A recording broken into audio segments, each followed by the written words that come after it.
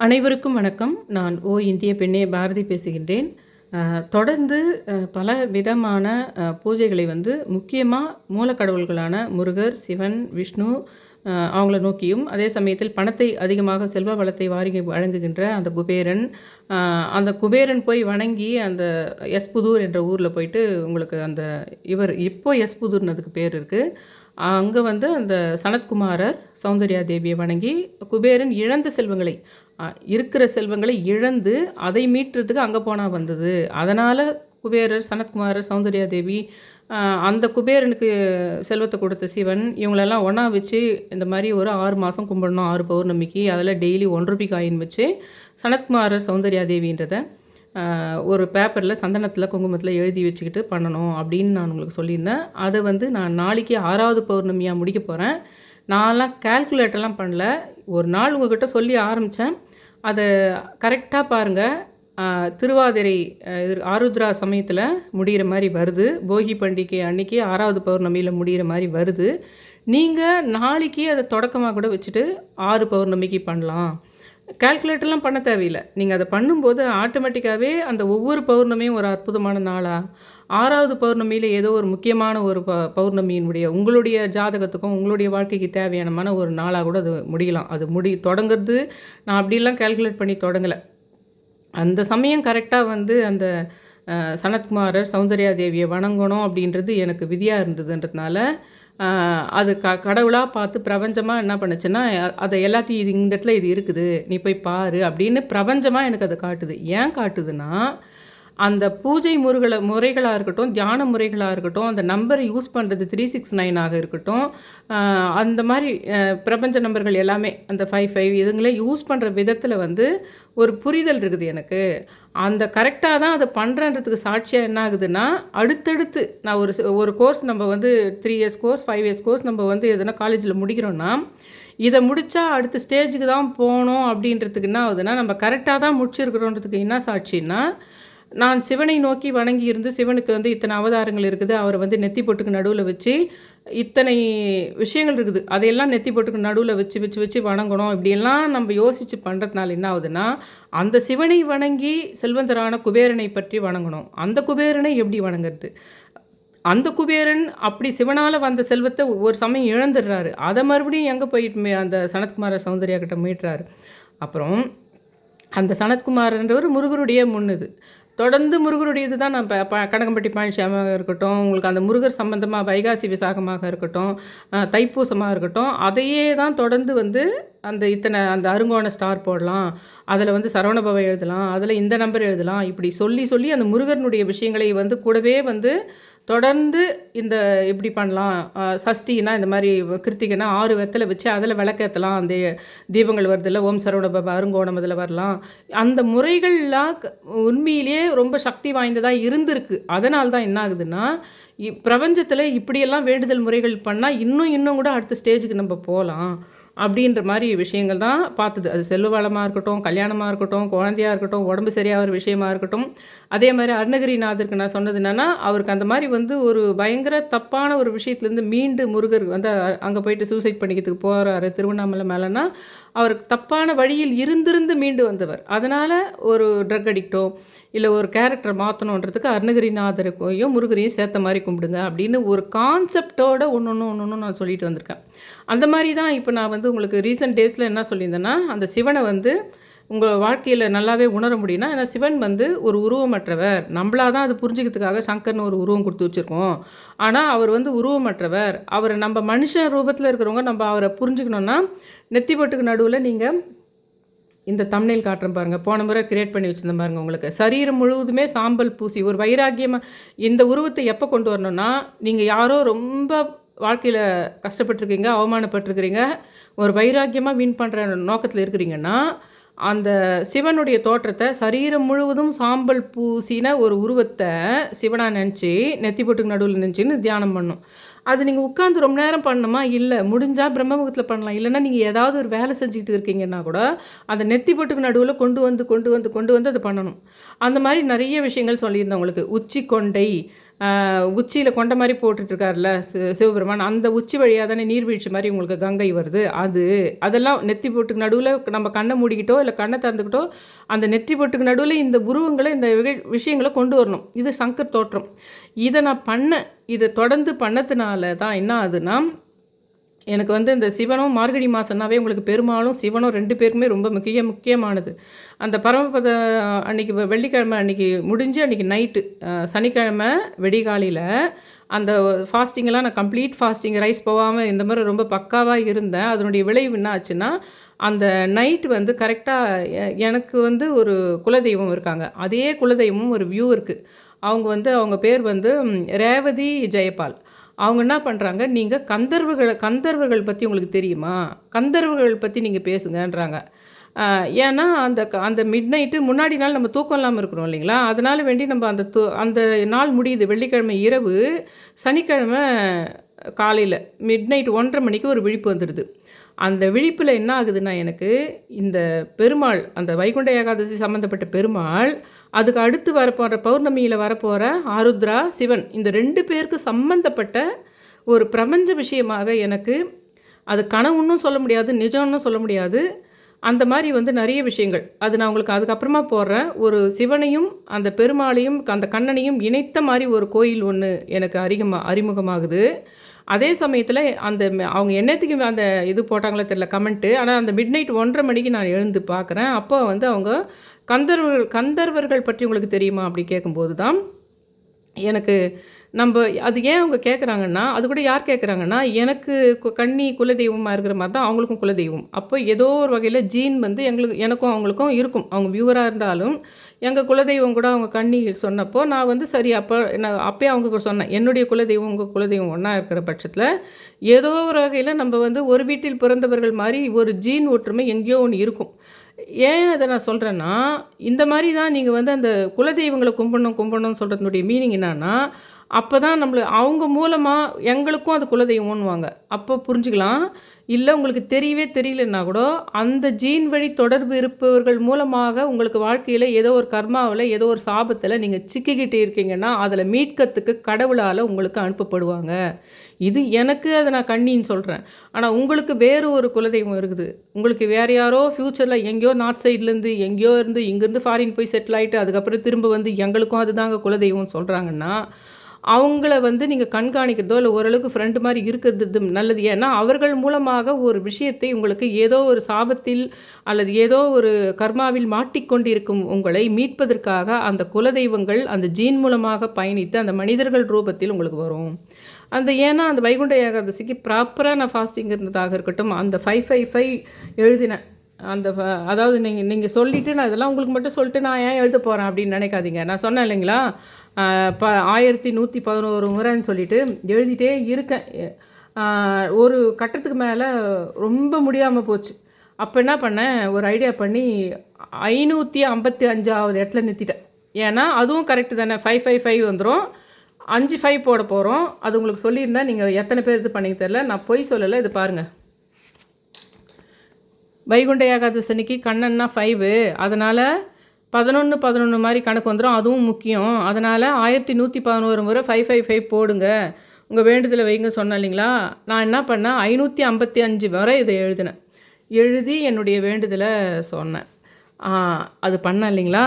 அது பண்ணதனுடைய விளைவாகத்தான் அது ஒரு சக்தி வாய்ந்த விஷயமாக இருக்கிறதுனால்தான் அது என்ன ஆச்சுன்னா, மிட் நைட்டில் அவங்களுடைய ஏதோ ஒரு எந்த நேரமும் அமுச்சிருக்காங்க. 1:30 மணிக்கு நான் விழிப்பு வந்துடுது. அப்போ வந்து அவங்க ரேவதி ஜெயபால்ன்றவங்க, அவங்களுக்கும் என்னுடைய குலதெய்வம் மாதிரி அவங்களுடைய குலதெய்வம் இருக்குது. அவங்க என்ன சொல்கிறாங்கன்னா, கந்தர்வர்கள் பற்றி உங்களுக்கு தெரியுமான்னு கேட்குறாங்க. ஏன் அப்படின்னா, நான் அதில் ஒரு முக்கியமான விஷயம் சொல்கிறேன்னா, அந்த கந்தர்வர்களில் நான் இப்போ உங்கள்கிட்ட சொல்லிட்டு இருந்தேன் பார்த்தீங்களா, லைனாக நெத்தி பொட்டுக்கு நடுவில் வச்சு கும்பிடணும்னு சொல்லிட்டு சிவனை வந்து வர வைக்கிறதுக்கோ சிவனை நம்ம உணர்றதுக்கோ ஏதோ ஒரு விஷயத்துக்கு இத்தனை விஷயங்களை நெத்தி பொட்டு நடுவில் வச்சு அவங்கள அப்படியே தியானம் மாதிரி இது நினைக்கணும். அப்புறமா நீங்கள் அதெல்லாம் நினச்சிட்டு கூட அப்புறமா ஒரு வேண்டுதல் சொல்லலாம். ஆனால் சும்மா இதெல்லாம் நினச்சி நெத்தி போட்டுக்கு நடுவில் ஒரு தியானம் மாதிரி பண்ணணும். அதுக்கு வந்து டைம் காலெல்லாம் இல்லை, எப்போ வேணால் பண்ணுறது பெஸ்ட்டு, முடிஞ்சால் பிரம்ம முகத்தில் பண்ணுறது பெஸ்ட்டுன்னு சொன்னேன். அதில் வர்றது தான் அந்த நீர்வீழ்ச்சி, 4 கைகள், அழகிய முகம், திரிசூலம், உடுக்கை, தத்துவ வரத முத்திரை, ஜபமாலை, கமண்டலம், முக்கண்ணு, பிறைச்சந்திரன், நாகலிங்கம், குண்டலம் இங்கே தான் முக்கியமாக நீங்கள் கவனிக்கணும். குண்டலம், புலித்தோல், ரிஷப வாகனம், பனிப்பாறைகள், ஆலமரம், வில்வ மரம். இதில் விஷஜந்துகள் மயான பூமின்னுக்குது. இதை மட்டும் நீங்கள் நெத்தி பொட்டில் வைக்க வேணாம். அது மட்டும் நீங்கள் அப்படி தியானம் பண்ணும்போது அந்த விஷஜந்துகளும் மயான பூமியும் உங்களை விட்டு தூரம் போகிற மாதிரி கற்பனை பண்ணுங்கள். மற்றது எல்லாமே நெத்தி பொட்டுக்கு நடுவில் வச்சு கும்பிடுங்கன்னு சொன்னேன். இதை நான் உங்கள்கிட்ட சொல்கிறதோடு நானும் பண்ணுறேன். அதோடு இல்லாமல் அந்த 555 எழுதுகிறேன் வைகுண்டத்துக்கு. அவங்க என்ன பண்ணுறாங்க, அவங்க வந்து ஜெயபால்ன்றவங்க, அவங்க ரேவதி ஜெயபால்ன்றவங்க, இவங்க கந்தர்வர்களை பற்றி தெரியுமான்றாங்க. ஏன் அந்த விஷயத்தை பற்றி கேட்குறாங்கன்னா, எனக்கு இந்த ஆருத்ரா வரத்துக்குள்ளே என் மைண்டுக்குள்ளே அதை கொண்டு வரத்துக்கு தான். ஏன் கொண்டு வரத்துக்குள்ளே அந்த எங்கள் குலதெய்வம், எங்கள் ஜீன் வழி அந்த குலதெய்வம் என்ன பண்ணுதுன்னா, நீ இந்த நெத்தி பொட்டுக்கு நடுவில் இருக்கிற விஷயத்தை நீ சொல்கிறதுனால அதில் கந்தர்வர்கள் சம்மந்தமாக, சிவனுக்கு சம்மந்தமாக ஒரு விஷயம் இருக்குது, அதை நீயும் பண்ணு, மற்றவங்களுக்கும் சொல்லு அப்படின்றதுக்காக தான் அந்த சிவபெருமான் வந்து ஒரு விஷயம் இருக்குது. அது என்னதுன்னா, நான் சொன்னேன் பார்த்தீங்களா, காதில் இருக்கிற 2 குண்டலத்தை கூட நம்ம நினைக்கணும். அதே மாதிரி நாகலிங்கம் பூ, அந்த கமண்டலம், இதுங்கெல்லாம் நெத்தி பொட்டுக்கு நடுவில் வைக்கணுன்ற மாதிரி ஒன் ஆஃப் த விஷயம் குண்டலம். அந்த குண்டலத்துக்கும் அந்த கந்தர்வங்க, அவங்க கந்தர்வரை பற்றி தெரியுமான்னு சொல்கிற ஒரு விஷயத்துக்கும் அந்த குண்டலத்துக்கும் ஒரு சம்மந்தங்குது. இது ஏன் இன்றைக்கி சொல்கிறேன்னா, நாளைக்கு ஆருத்ரா. அப்போ நான் சொன்ன இந்த விஷயத்தை நினச்சி நீங்கள் நெத்தி பொட்டுக்கு நடுவில் இதெல்லாம் கொண்டு வந்து ஆருத்ரா சமயத்தில் நீங்கள் சிவனை வந்து பண்ணிங்களான்னா, இப்போ நான் 55 எழுதுறதும் இதெல்லாம் பண்ணுறதுனால தானே எனக்கு கடவுள் வந்து இன்னொரு முக்கியமான விஷயம், குண்டலத்தை பற்றி சிவனுக்கு சம்மந்தப்பட்ட ஒரு விஷயம் இருக்குதுன்னு சொல்லிட்டு மிட் நைட்டில் யாரோ சும்மா ஆனால் அவங்களுக்கு தெரியாது. அவங்களுக்கு ஏதோ கந்தர்வர்களை பற்றி அவங்களுக்கு கடவுள் கேட்க வைக்கிறாரத்த, அவங்க ஏதோ கந்தர்வர்களை பற்றி கேட்கணும் தான் அவங்க கேட்குறாங்களே தவிர, ஆனால் கடவுள் தான் வந்து அந்த என்னுடைய குலதெய்வமும் அந்த சிவனும் தான் என்ன பண்ணுறாங்கன்னா, அந்த கந்தர்வரை பற்றி நீ விசாரிக்கும் போது ஆட்டோமேட்டிக்காக அவங்க அதை கனெக்ட் ஆகிடுவாங்க அப்படின்னு அந்த வியூவருக்கு புரிய வைக்கிறாங்க. அப்போது நான் என்ன பண்ணுறேன், வேறு எதனா ஒரு நாளில் அவங்க பண்ணியிருக்கலாம் இல்லைங்களா. நான் கரெக்டாக வந்து ஏன்னா சிவனுக்கும் அந்த 55 சம்மந்தப்பட்டிருக்குது. 5 முகங்கள் இருக்கின்றது அவருக்கு. சிவனுக்கும் அந்த 5ன்றது சம்பந்தம் இருக்குது. அந்த வைகுண்ட ஏகாதசிக்காக இருந்து அதுக்கு அடுத்து வர அந்த சிவனுக்குரிய அந்த ஆருத்ரா விஷயத்துக்குள் இது எனக்கு அந்த நெத்தி பொட்டுக்கு நடுவில் வச்சு நான் வேறு சும்மா சொன்னேன்னு இல்லை, அடிக்கடி நினைக்கிறேன். எங்கே போகும்போதும் ஒரு சிவனுடைய பிரகாரத்தை தாண்டும் போதும் கூட நான் என்ன பண்ணுறேன், இதில் எது ஞாபகம் வருதோ அதை கொண்டு வரேன். நெத்தி பொட்டு நடுவில் ஜபமாலையோ இல்லை அந்த வரதமுத்ராவோ, திரிசூலம் தான் அதிகமாக வைக்கிறேன். திரிசூலமும் கழுத்தை சுற்றி இருக்கிற பாம்பு தான் அதிகமாக ஞாபகத்துக்கு வருது, அதை வச்சுக்கிறேன். இப்போ அவர் வந்து பர்டிகுலராக குண்டலத்தை எனக்கு நினைவூட்டுறது இல்லாமல் உங்களுக்கு சொல்லணும்னு வரும்போது என்ன விஷயம், அந்த கந்தர்வர்கள்லாம் கேட்டதுக்கு என்ன மீனிங்னா, 2 நிறைய பேர் இருக்காங்க. கந்தர்வர்கள்ன்றது வந்து அது தனியாக நான் வீடியோ போடுறேன். அந்த கந்தர்வர்கள் அவங்க வந்து கந்தர்வர்களை பற்றி உங்களுக்கு தெரியுமான்னு கேட்டாங்க இல்லைங்களா, அதுக்கு நான் தனியாக போடுறேன். அது வந்து அவங்க ஒரு தேவர்கள் கூட தொடர்பாக இருக்கிறவங்க, அவங்கனாவே எப்பவுமே நல்லா பாட்டு பாடிட்டு ஆடிக்கிட்டு நிறைய கலைகளில் தேர்ச்சி பெற்றவங்க. இந்த யாழ்னாவே நம்மளுக்கு ஞாபகம் வர வேண்டியது யாழ்ப்பாணம், அந்த ராவணன், அதெல்லாம் நம்மளுக்கு ஞாபகம் வரணும். அந்த மாதிரி யாழ் போன்ற இசைக்கருவிகளை இது பண்ணுறது, அது மாதிரி ரொம்ப ஒரு நாலேஜபிளான இவங்க வந்து அந்த கந்தர்வர்கள்னு சொல்கிறவங்க. அந்த கந்தர்வர்களை பற்றி அவங்க தெரியுமான்னு கேட்டதுக்கு அது தனி வீடியோவாக அப்புறமா போடுறேன். இப்போது நாளைக்கு ஆருத்ரா இருக்கிறதுக்கு அந்த குண்டலம்ன்றதுனுடைய விஷயம் என்னன்னா, நான் சொன்ன அந்த கந்தர்வர்கள்லேருந்து 2 பேர் இருக்கிறாங்க. அதில் அஸ்வத்தாமன் இல்லை, அஸ்வதரன், கம்பதரன் அப்படின்னு 2 அந்த நிறைய கந்தர்வர்கள் இருக்காங்க. அதில் 2 கந்தர்வர்கள் அஸ்வதரன், கம்பதரன் அப்படின்ற 2 கந்தர்வர்கள் ரொம்ப அழகாக பாடுவாங்க. இந்த 2 பேர் நீங்கள் எழுதி குறித்து வச்சுட்டு கூட, அஸ்வதரன், கம்பதரன், இது 2 பேர் நீங்கள் குறித்து வச்சுட்டு கூட உங்களுக்கு நல்லா பாட்டு பாட வரணும், இல்லை நீங்கள் எதனா மியூசிக் கிளாஸில் சேர்ந்துருக்கீங்க, இல்லை வந்து வாயில் பாட்டு பாடுறதா இருக்கிறதுக்கோ, இல்லை வந்து கோக்கல் இதுக்கோ, இல்லைன்னா வந்து மியூசிக்காக நீங்கள் இன்ஸ்ட்ருமெண்டலாக பண்ணுறீங்கன்னா கூட நீங்கள் வந்து இந்த கந்தர்வர்களை வணங்கினாவே நீங்கள் மற்ற எல்லா கலைத்துறை சம்மந்தப்பட்ட விஷயங்கள் உங்களுக்கு நல்லா வரணும்னா கூட நீங்கள் கந்தர்வர்களையும் வணங்கலாம். அது நம்ம எப்படி வணங்கலான்றதெல்லாம் நான் கந்தர்வர்கள் பற்றி தனியாக போடுறேன். இப்போதைக்கு நாளைக்கு ஆருத்ரா இருக்குது, அதில் அவங்க வேறு மிட் நைட்டில் வந்து கேட்டதுக்கு இது நம்ம அடுத்து அப்கமிங்கில் நம்மளும் பண்ணணும், மற்றவங்களும் பண்ணணும், அந்த குண்டல மேட்றதுக்கு வரத்துக்கு தான் சொல்லியிருக்காங்கன்னு புரிஞ்சதுனால இப்போதைக்கு அந்த 2 பேர் அஸ்வதரன், கம்பதரன் என்ற 2 கந்தர்வர்கள் ரொம்ப அழகாக பாடுவாங்க. அந்த பாடல்களை எந்த நேரமும் கேட்டுருக்கணும்னு சொல்லிட்டு சிவபெருமான் அந்த 2 பேரையுமே குண்டலங்களாக தனது காதில் போட்டுக்கொண்டார். அந்த குண்டலத்தை வந்து நான் இந்த ஒவ்வொன்றையுமே நெத்தி பொட்டுக்கு நடுவில் வச்சு தியானம் பண்ணுங்கன்னு நான் சொன்னேன். அதில அந்த குண்டலம் கூட நெத்தி பட்டு நடுவுல வச்சு தியானம் பண்ணுறதுல ஒன் ஆஃப் த இதுவா வருதுன்னு சொன்னேன். அந்த குண்டலம்ன்றது வந்து 2 கந்தர்வர்களை 2 குண்டலமாகவே மாத்தி, ஏன்னா அந்த கந்தர்வர்கள் ரொம்ப நல்ல பாடல்கள் பாடுறாங்கன்றதுனால, அவங்கள சதா தன் காதுகளில் அவர்களுடைய பாடல் ஒலிச்சிட்டு இருக்கணும்னு சொல்லிட்டு, அவர்கள் 2 பேரையும், ஏன்னா சிவன் வந்து உருவமற்றவர். அவர் வந்து பிரபஞ்சத்தில் அசைந்து கொண்டிருக்கின்றார். அந்த கந்தர்வர்கள் கூட உங்களுக்கு எப்படின்னா, அது உருவம் இல்லாத ஏதோ ஒரு ரூபத்தில் இருக்கின்றது. நமக்கு புரியறதுக்கு தான் அது சங்கர் ரூபத்தில சொல்லியிருக்கு. அந்த காதுகளில் நமக்கு எந்த உருவமே சொல்லனா புரியாது. அந்த கந்தர்வர்கள்ன்றதே வந்து காதுகிட்ட பாட்டு மட்டும் பாடிட்டு, ஆனா கண்ல பார்த்தா புரியாம கூட இருக்கலாம். அந்த மாரி ஒரு தோற்றத்தில கூட இருக்கலாம். சிவனுக்கு ஏதோ காத்துல அசைஞ்சிட்டு இருக்கிற சிவனுக்கு ஏதோ ஒரு இடத்துல அந்த இசை பாட்டு கேட்குற காது மாரி ஒரு இடம் இருக்குது. அந்த இடத்துல காது கேட்டுன்னு இருக்கிற மாரி அவங்கள வந்து அந்த கந்தர்வர்களினுடைய அந்த சக்திய மட்டும் காதுகிட்ட இருக்கிற மாரி அந்த பிரபஞ்சத்தில கண்ணுக்கு தெரியாத ஒரு இருந்திருக்கலாம். ஆனா நம்மளுக்கு அப்படி சொன்னா புரியவே புரியாதே! அதனால சிவனுக்கு ஒரு காது இருப்பதாக அந்த காதில் 2 குண்டலங்களை மாட்டி, அந்த குண்டலத்தையே வந்து அந்த 2 இவங்க கந்தர்வர்கள் அஸ்வதரன், கம்பதரன்றவங்க பாட்டு ரொம்ப ரொம்ப அற்புதமா பாடுறதுனால, அவர் காதுகள்ல எப்பவுமே ஒலிச்சிட்டு இருக்கணும்னு, அவர அந்த இதில காதுல வந்து குண்டலமா மாட்டிக்கிட்டு இருக்காரு. அப்படின்னு சொல்லிட்டு அப்பதான் டக்குன்னு புரியுன்றதுக்காக அத உருவகப்படுத்தி சங்கர் என்ற உருவகப்படுத்தி, அவருக்கு 2 குண்டலம், கையில சோலங்குது, இதெல்லாம் நமக்கு சொல்லி நம்ம அப்படி பார்த்தா மட்டும் தான் நம்மளால ஈஸியா பண்ண முடியும். இல்ல காத்துல அசைஞ்சிட்டு இருக்குது, இந்த நட்சத்திரம் இந்த மாரி இருக்கலாம், அங்க இருக்கிற கிரகங்களே இப்படி இருக்கலாம் அப்படின்றதெல்லாம் சயின்ஸ் மாரி போனோம்னா, நம்மளால புரிஞ்சுக்கிறதுக்கு ரொம்ப லேட் ஆயிடும். அப்போ பிரபஞ்சத்துக்கிட்ட நம்ம நெருங்கத்துக்கோ, நம்ம விருப்பங்கள சொல்றதுக்கோ, ஆ கடவுளுன்னாவே முக்தி அடையறதுக்கு தான் கேட்கணும். வேணும்னு ரொம்ப ஆசைப்பட்டு எல்லாம் கேட்கக்கூடாது. நீ ரொம்ப நல்லவனா இருக்கணும், எல்லாருக்கும் தானம் பண்ணிடணும், நீ ஒண்ணுமே பண்ணிக்கக்கூடாது, உனக்கு தேவையானதெல்லாம் நீ எதுவுமே ஆசையே படக்கூடாது, நீ உன் பாட்டுன்னு பேசாம கடவுள போய் பாதத்த அடையறது தான் பெருசா இருக்கணும் அப்படின்றது ஆ ஏதோ ஒரு காலத்தில ஏதோ ஒரு காரணத்துக்கு அவங்க சொன்னாங்க. அது அப்படியே இருக்கட்டும். அது ஒரு வயசுக்கு மேல, ஒரு 80 வயசுக்கு மேல அந்த மாரி ஸ்டேஜுக்கு போலாம். ஆனா எல்லா மனிதனும் பூமியில பிறந்த எல்லா மனிதர்களுமே 95% 5% தான் ஆன்மீகத்தில கூட ஒண்ணு கடவுள் நோக்கி போறதில்ல. அது வந்து ஏதோ உலகத்தில தோன்றிய பெரும் ஏமாற்றங்கள்னால, பெரும் அவமானங்கள்னால, அது அப்படியே உலக வாழ்க்கையே வேணான்னு வெறுத்துட்டு போறது, ஆன்மீகத்துக்கு போறது தான் நெறைய பேர். வெறும் நான் கடவுளையே நான் ரொம்ப பிரம்மாண்டமா பார்க்குறேன். எப்படி நம்ம ரஜினிக்கு வந்து கட்டவுட்டுக்கு வந்து பால் அபிஷேகம் பண்ணுறது, ஒரு பயங்கரமா அந்த தலைவனை பாராட்டுறதுன்றது, அது ஒரு மனுஷனுக்கு ஒரு குணம் இருக்குது இல்லைங்களா?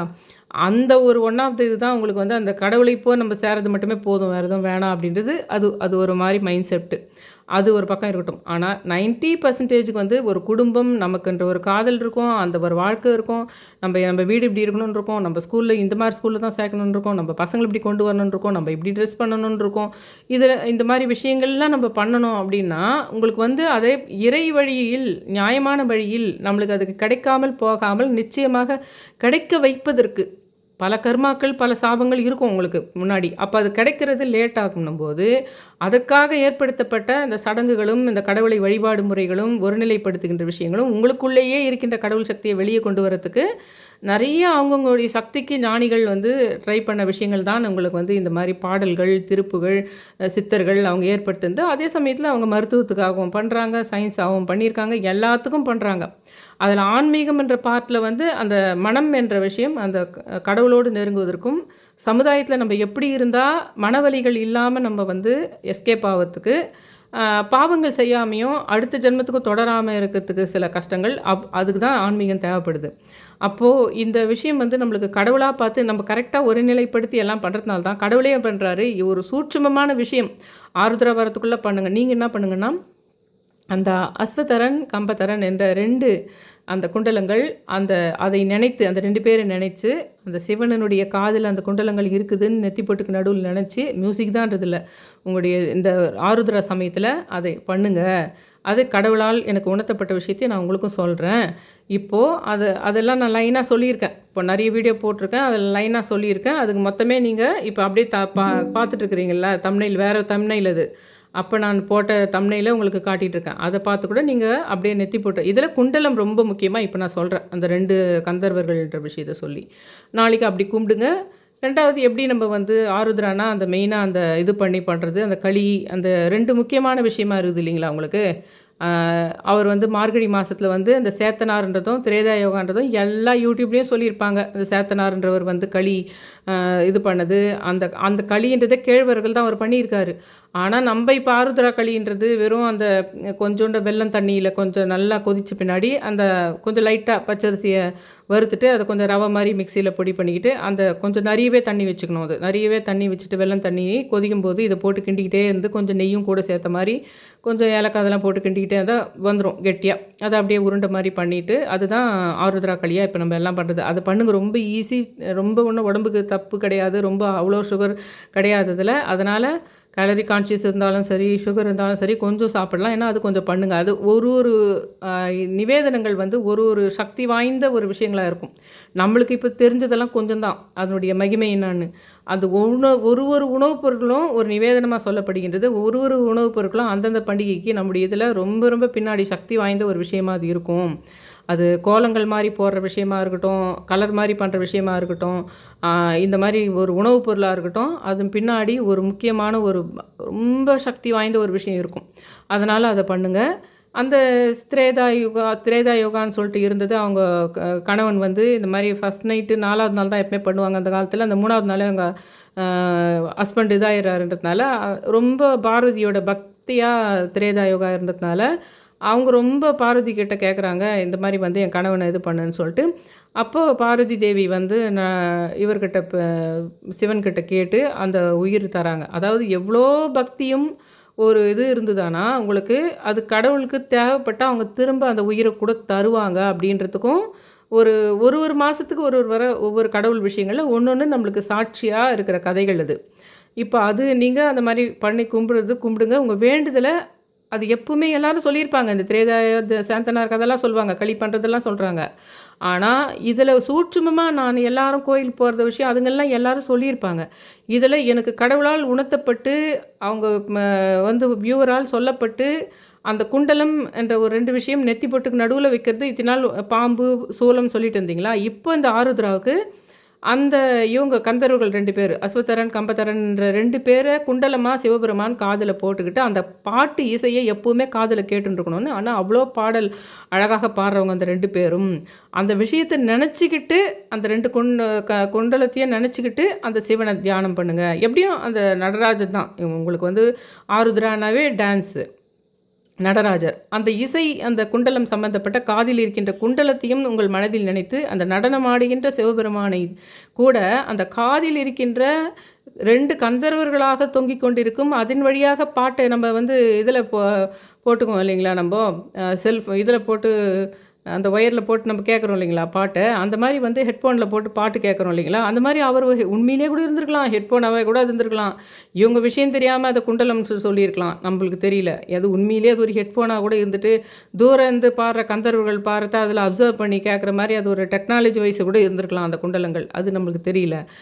ஏன்னா அத்தனை யுகங்கள் தாண்டி போயிட்டதுனால மறுபடியும் மனுஷன் வந்து கல் தோன்றி மல் தோன்றி வரதுனால அது டெக்னாலஜின்றதே தெரியாமல் கூட இருந்து இவங்களாவே ஒரு டிசைன் பண்ணி அதை கல்லில் செதுக்கி அவர் காதில் இருந்ததுன்னு கூட புரிஞ்சு வச்சுருந்துருக்கலாம். ஆனால் அது ஏன் சொல்லுங்கள், உலகத்தினுடைய எண்டு எப்பவுமே லட்சக்கணக்கான வருஷங்கள் உலகம் தோன்றும், மறுபடியும் அழியும், மறுபடியும் தோன்றும் போது எண்டில் முடியுது பார்த்திங்களா ஒவ்வொரு யுகமும். அந்த எண்டில் எல்லா விதமான சயின்ஸு டெக்னாலஜி எல்லாம் எண்டுக்கு போய் அந்த சயின்ஸ்னாலேயே அழியும் உலகம். அப்போ மறுபடியும் தோன்றுது பார்த்திங்களா, உலகம் ஃபுல்லாகவே அழிஞ்சிட்டு மறுபடியும் ஸ்டார்ட் ஆகுது பார்த்திங்களா. அப்போ இந்த எச்சங்கள் எங்கன்னா விட்டு போன எச்சங்கள் எதனா நம்மளுக்கு அவங்க பார்க்க வந்தால் கூட அது வந்து டெக்னாலஜியாக இருக்குன்றது புரியாது. அப்போது ஆரம்ப காலத்து மனுஷன் வந்து பழங்குடியினராக காட்டு மனிதர்களாக வரும்போது என்ன ஆகும்னா அது வந்து டெக்னாலஜியாக இருக்குன்றது விஷயத்த அவங்களுக்கு புரியாது. கண்ணில் என்ன தெரியுதோ அது வரைக்கும் செதுக்கி வச்சுக்கிறது, ஓலைச்சுவடியில் எழுதி வச்சுக்கிறது, பின்னாடி வரவங்க தெரிஞ்சுக்கிறதுக்கு அவங்களுக்கு தெரிஞ்சுக்கிறதுக்குன்னு பண்ணுவாங்களே தவிர அது ஒவ்வொரு உலகம் அழிகிற எண்டுக்கு போகும்போதும் என்னென்னலாம் டெக்னாலஜி இருக்குமோ மனிதனுடைய மூளை எந்த அளவுக்கு இருக்குதோ அந்த அளவுக்கு எக்ஸ்ட்ரீம் எண்டில் என்னென்ன சயின்ஸ் இருக்குதோ அது மொத்தமே வந்த பின்னாடி தான் அது அழியதாக இருக்கும் உங்களுக்கு. அந்த மாதிரி கூட அது இருந்திருக்கலாம் அப்படின்றதையும் நான் உங்களுக்கு சொல்கிறேன். அது மாதிரி வந்து இது வந்து ஒரு விஷயம். அப்புறமா உங்களுக்கு எல்லாம் முக்கியமாக நான் சொல்கிறேன், நாளைக்கு நீங்கள் அந்த குபேரன் சொல்ல 2 டைப்பாக இது சொல்லியிருந்தேன்.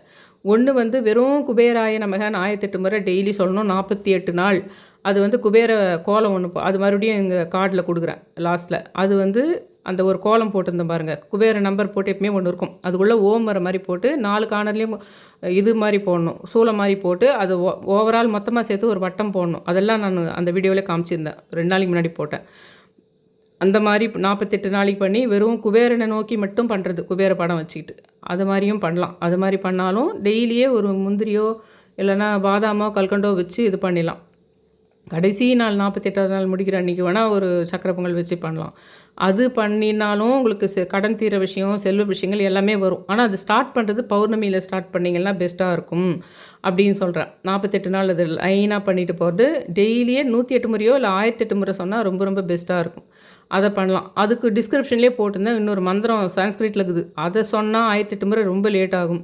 அதனால் குபேராய நமக்கு சொன்னால் ஓரளவுக்கு முடிச்சிடலாம். ஒரு நாளைக்கு 45 மினிட்ஸ் இல்லைனா ½ அன் ஹவர்னா நம்ம வந்து அதை சொல்லிட முடியும். 48 டேஸ் அது குபேரனை நோக்கி பண்ணுறது. இன்னொன்று நான் ஏற்கனவே உங்களுக்கு சொல்லி நான் செஞ்சு அதை நாளைக்கு 6வது பௌர்ணமியாக முடிக்க போகிறேன். அது வந்து சனத்குமார சௌந்தர்யாவுக்காக பண்ணது.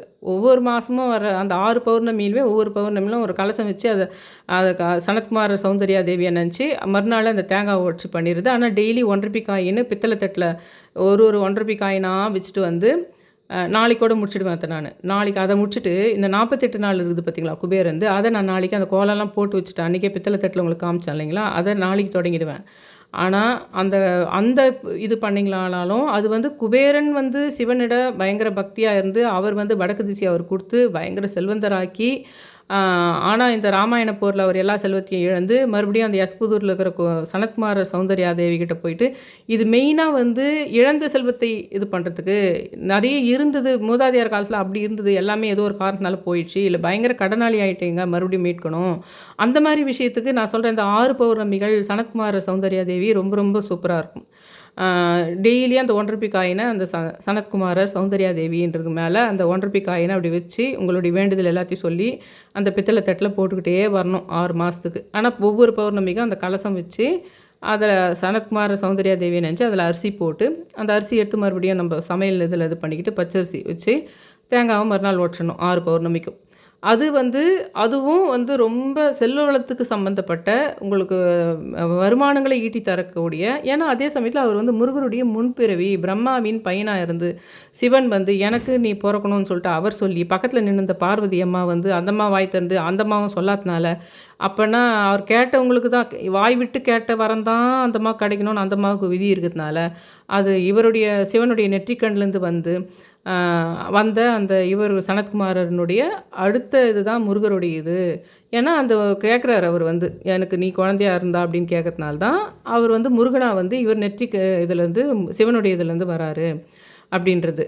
அதனால் உங்களுக்கு வந்து ரொம்ப சக்தி வாய்ந்த விஷயமாக அது இருக்குது. நீங்கள் எப்படி வேணால் பண்ணுங்கள், இது ரெண்டுத்தையுமே இதை பண்ணி முடிச்சுட்டு அதை பண்ணுங்கள், இல்லை அதை 6 மாதம் பௌர்ணமி பண்ணிவிட்டு அப்புறமா இவரது குபேரந்து 48 நாள் பண்ணால் பண்ணுங்கள், இல்லை நாளைக்கு 48 நாள் குபேரந்து வந்து நாளைக்கு தொடங்கிட்டு எதுவாக இருந்தாலும் அது இது ரெண்டுமே பௌர்ணமியில் தான் தொடங்குது.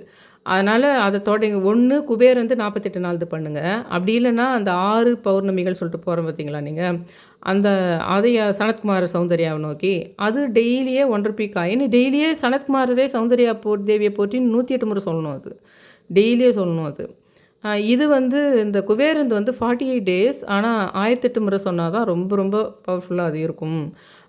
இல்லைன்னா 108 முறை சொல்லுங்கள், 1008 முறை தான் ரொம்ப பவர்ஃபுல்லாக இருக்கும் அப்படின்றதையும் ரெண்டுத்தையும் நாளைக்கு தொடங்கணுன்றதுக்கு முக்கியமாக சொல்கிறேன். ஆருத்ராவுக்காக இந்த ஒரு விஷயத்தை சொல்லியிருக்கேன்.